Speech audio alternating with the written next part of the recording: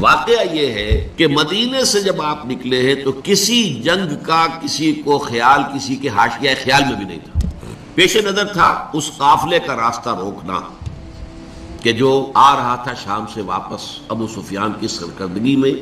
جو جب جا رہا تھا تو حضور نے تعاقب کیا تھا لیکن وہ بچ کر نکل گیا. اسی لیے کسی نے اہتمام نہیں کیا کہ وہ اسلحہ ساتھ لے. اندازہ تو کیجئے 313 افراد میں سے صرف 2 کے پاس تلواریں، اسلحہ بھی نہیں لیا.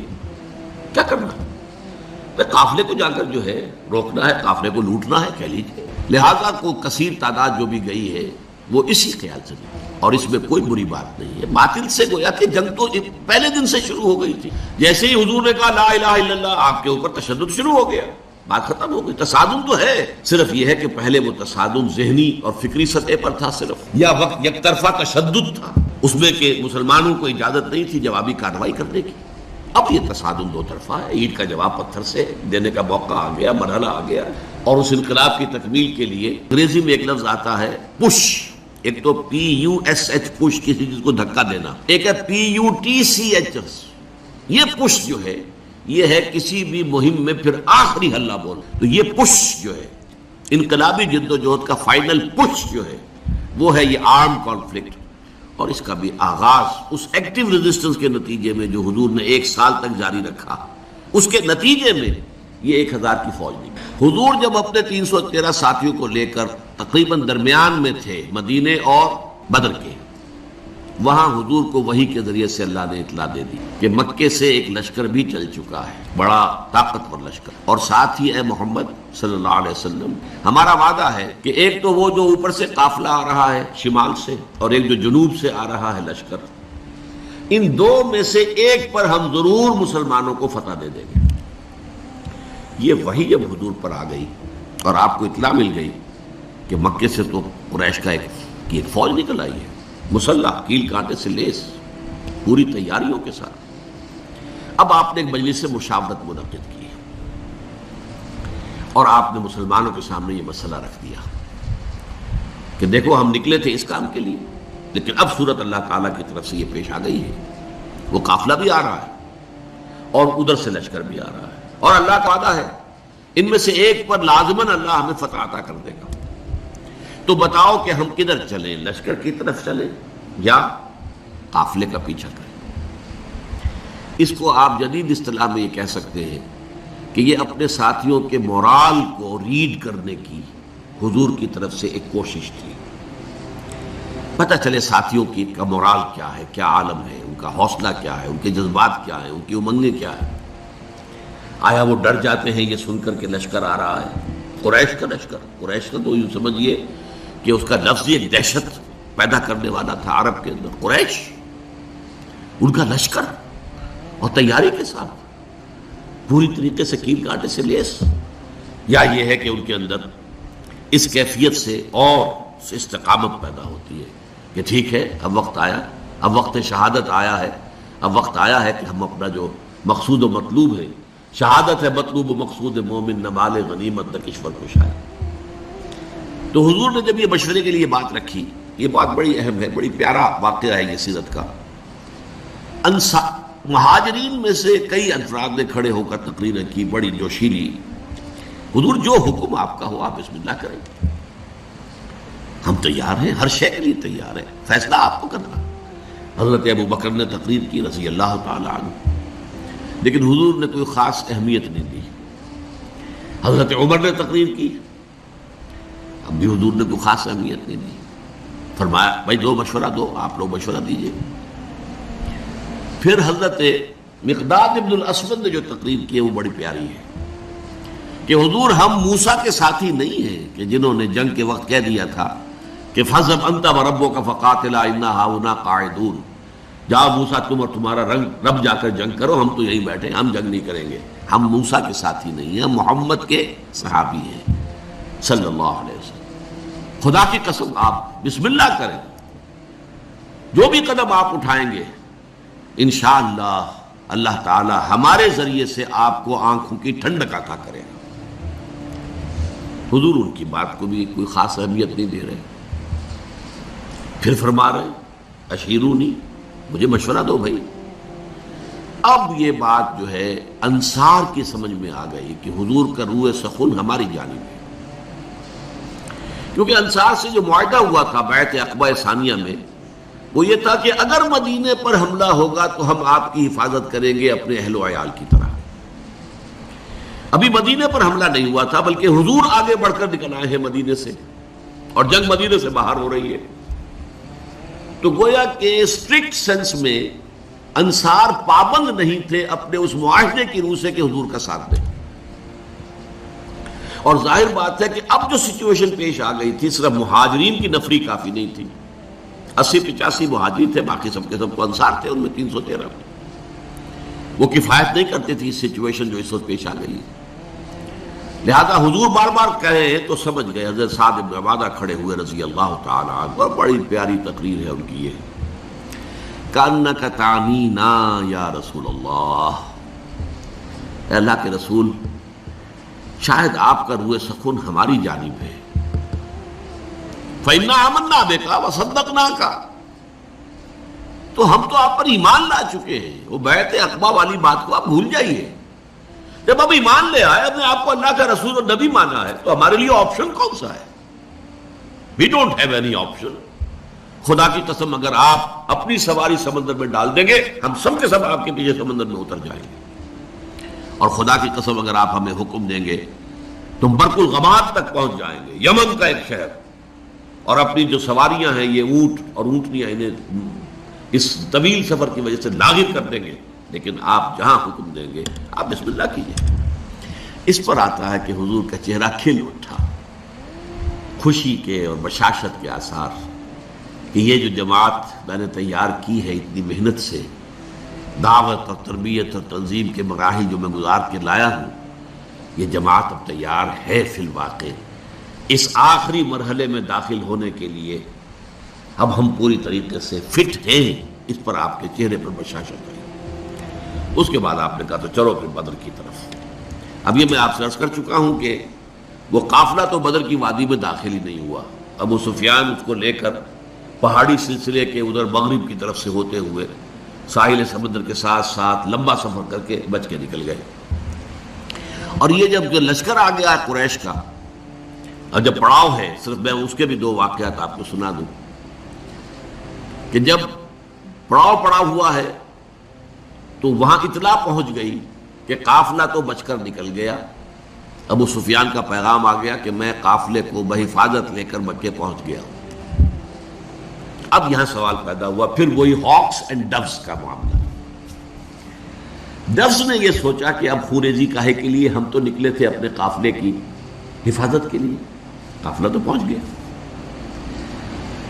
لیکن جو ہاکس تھے ان کو تو سمجھ میں یہ آیا کہ یہ تو ہمیں موقع مل گیا، گاڈ گیون اپارچونٹی، یہ ڈوز ہماری بات چلنے نہیں دے رہے تھے، اب جو ہے اب ہم یہاں تک پہنچ گئے ہیں، مدینہ یہاں سے صرف 80 میل دور ہے، ہم کہاں سے کہاں تک ہو کر یہاں پہنچ گئے ہیں، تو اب تو موقع ہے، اب یہاں سے واپس جانے کا کیا سوال۔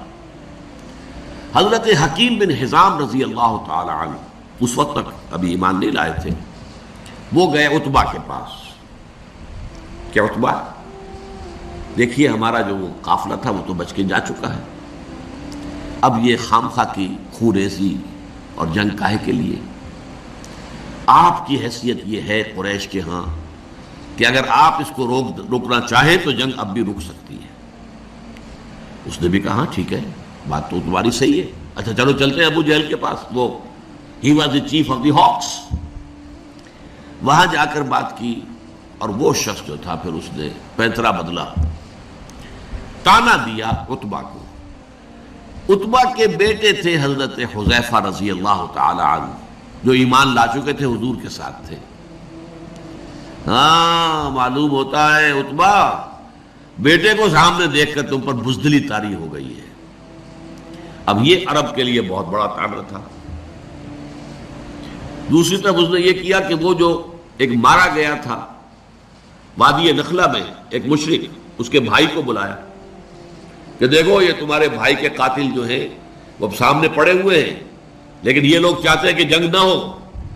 اس نے فوراً کپڑے پھاڑے، وہاں کا جو ان کا ایک قبائلی رواج تھا، چیخنا چلانا شروع کیا، اپنے اس مقتول بھائی کا نام لے کر کے اس کا انتقام، اس کا قصاص لے کر جائیں گے، واپس نہیں جائیں گے واپس یہاں سے۔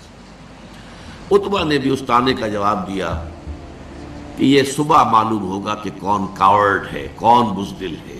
ظاہر بات ہے کہ عتبہ کو یہ بات کھا گئی، وہ چونکہ نسبتاً شریف النفس لوگوں میں سے تھا، یعنی عمر کے اعتبار سے بھی بزرگ، ویسے بھی تباہ ہے ہر ایک کی، جیسے کہ وہ شعر ہے کہ نہ ہر زن زنستو نہ ہر مرد مرد خدا پنج انگوش یکساں نہ کر، نہ اہل ایمان میں سے سب ایک درجے کے تھے، برابر کے تھے، نہ کفار میں سب ایک درجے کے تھے۔ کافروں میں انتہائی سخت معاند بھی تھے، اور کافروں میں وہ شخص بھی تھا جنہوں نے حضور کو پناہ دی تھی، جبکہ آپ طائف سے آئے ہیں مایوس لوٹ کر، وہ بھی کافر ہی تھا، مشرک تھا۔ اور ظاہر بات ہے کہ ابو طالب بھی تو کفر ہی کی حالت میں دنیا سے گئے ہیں، لیکن حضور کی مدد کرتے رہے، آپ کو سہارا دیتے رہے۔ تو ہر طرح کے لوگ ہوتے ہیں، تو عتبہ در حقیقت ان میں سے شریف النفس لوگوں میں سے تھا، لیکن شریف آدمی کو پھر یہ تانا بھی کھا جاتا ہے بری طرح۔ تو اس نے کہا اچھا یہ تو کل صبح پھر فیصلہ ہوگا کہ بزدل کون ہے۔ نتیجہ یہ ہوا ہے کہ پھر اگلے دن سب سے پہلے عتبہ میدان میں آیا۔ یہ اس تانے کا نتیجہ، اپنے بھائی شیبہ بن ربیعہ کو بھی ساتھ لیا، اپنے بیٹے ولید بن عتبہ، حضرت حذیفہ کا چھوٹا بھائی۔ اب بڑا بھائی حضور کے ساتھ ہے، چھوٹا بھائی یہاں مقابلے میں آیا۔ یہ نکلے جیسا کہ پرانے زمانے میں رواج تھا، مبارزت، چیلنج کیا، آئے کوئی ہمارے مقابلے میں۔ ادھر سے 3 انصاری صحابی نکلے، انہوں نے پوچھا کون ہے آپ لوگ، ڈسکلوز یور آئیڈینٹی۔ انہوں نے بتایا ہم انصار میں سے ہیں۔ کہ نہیں تم سے ہم جنگ کرنے آئے ہی نہیں ہیں، ہماری شان سے فروتر ہے کہ ہم یہ کاشتکاروں سے جنگ کریں۔ تانا دیا کہ مدینے کے لوگ تو کاشتکار لوگ ہیں، ہمارے مد مقابل بھیجو محمد صلی اللہ علیہ وسلم جو ہمارے قبلے کے ہو۔ حضور نے ان تینوں کو اشارہ کیا واپس آ جاؤ۔ اب حضرت حذیفہ نکلنے لگے باپ کے مقابلے کے لیے، حضور نے روک دیا۔ حضور کی شفقت و رحمت نے اسے گوارا نہ کیا کہ باپ بیٹے کے مقابلے میں آئے اور بیٹا باپ کے مقابلے میں آئے، لیکن پھر بہرحال 3 نکلے، حضرت حمزہ عتبہ کے مد مقابل، حضرت علی اور حضرت حارثہ بن عبد المطلب۔ آپ یہ بن مطلب، عبد المطلب نہیں، یہ 3 قرشی نکلے۔ ہاں انہوں نے جب بتایا کہ ہاں ٹھیک ہے اب ہمارے مقابلہ جو ہے برابر کی چوٹ کا ہے۔ بہرحال نتیجہ کیا نکلا کہ تینوں کو واصل جہنم کیا، اگرچہ حضرت حارثہ جو تھے وہ بھی زخمی ہو گئے، تلوار کا وار ان کی ٹانگ پر پڑا، ٹانگ کٹ گئی تو گر گئے، لیکن پھر جس سے مقابلہ ہو رہا تھا حضرت علی نے اس کو بھی واصل جہنم کیا۔ یہ جو ہیں جو زخمی ہو گئے تھے یہ واپس جاتے ہوئے جبکہ بدر سے جا رہے تھے حضور فتح مند ہو کر مدینے کی طرف، تو درمیان میں ان کا انتقال ہو گیا۔ تو ان کے سمیت 14 صحابہ جو ہیں شہید ہوئے، جبکہ 70 قرشی کھیت رہے، واصل جہنم ہوئے۔ اور ان 14 میں سے کوئی بھی نمایاں شخص نہیں تھا بہت بڑا، اور وہ سارے کے سارے چوٹی کے لوگ تھے، تمام سرداران قریش، اور 70 کو قیدی بنا لیا۔ تو یہ گویا کہ اللہ تعالیٰ نے پھر اس کو سورہ انفال میں یوم الفرقان قرار دیا، یعنی ابو جہل کی بات کو الٹ کر کہ جو اس نے کہا تھا یہ یوم الفرقان ہوگا، واقعی یہ یوم الفرقان ثابت ہو گیا۔ اللہ کی مدد آئی، فرشتے بھی آئے، اس کی تفاصیل میں نہیں جا رہا، وہ آپ کتابوں میں پڑھ لیں گے۔ میں صرف اس کو واضح کرنا چاہتا تھا کہ غزوہ بدر کے بارے میں یہ خیال کہ یہ صرف ڈیفنس کے لیے تھا، یہ بات جو ہے ذہنوں سے نکال دیجئے۔ اس پروسیس آف ریولوشن کے حوالے سے یہ اصل میں ایکٹیو ریزسٹنس کا منطقی نتیجہ، آرم کانفلکٹ، اور اس ایکٹیو ریزسٹنس کو انیشیٹ کیا ہے محمد الرسول اللہ صلی اللہ علیہ وسلم نے۔ ابتدا آپ کی طرف سے ہوئی ہے، آپ نے چھاپا مار دستے بھیجنے شروع کیے، آپ نے ان کا اکنامک بلاکیٹ کیا، آپ نے ان کی پولیٹیکل آئسولیشن کی شکل اختیار کی، جس کے نتیجے میں اس کو تعبیر کیا کرتا ہوں کہ سانپ بل میں سے نکل آیا۔ سانپ کو مارنا ہو تو کیا کریں گے، تو بل میں گھسا ہوا ہے، تو آپ کو معلوم ہے نا، کوئی بین وین بجاتے ہیں کچھ تاکہ وہ کوئی باہر نکل آئے۔ اب پتہ نہیں وہ بین سے کچھ واقعی کوئی اثر ہوتا ہے یا نہیں ہوتا ہے، لیکن جو عام میں تو آپ کو سمجھانے کے لیے کہہ رہا ہوں۔ یہ قریش بیٹھے ہوئے تھے مکے میں، اور مکہ حرم ہے، وہاں خوریزی، اگر اللہ کا عذاب آتا کسی اس طرح کا جیسے کہ اس سے پہلی قوموں میں آ چکا تھا تو مکے پر آتا، معاذ اللہ ثم معاذ اللہ ثم معاذ اللہ، خوریزی ان کی وہاں ہوتی نہیں۔ اس سانپ کو تو نکالنا تھا، اس سانپ کو نکالنے کے لیے محمد الرسول اللہ صلی اللہ علیہ وسلم نے جو اقدام کیا، جو ایکٹیو ریزسٹنس کا جو پروسیس شروع کیا، اس کے نتیجے میں وہ 1000 کا لشکر نکل کر جو آیا ہے، وہ گویا کہ سانپ جو ہے وہ اپنے بل سے باہر آ گیا اور میدان بدر میں اس کا سر کچلا گیا۔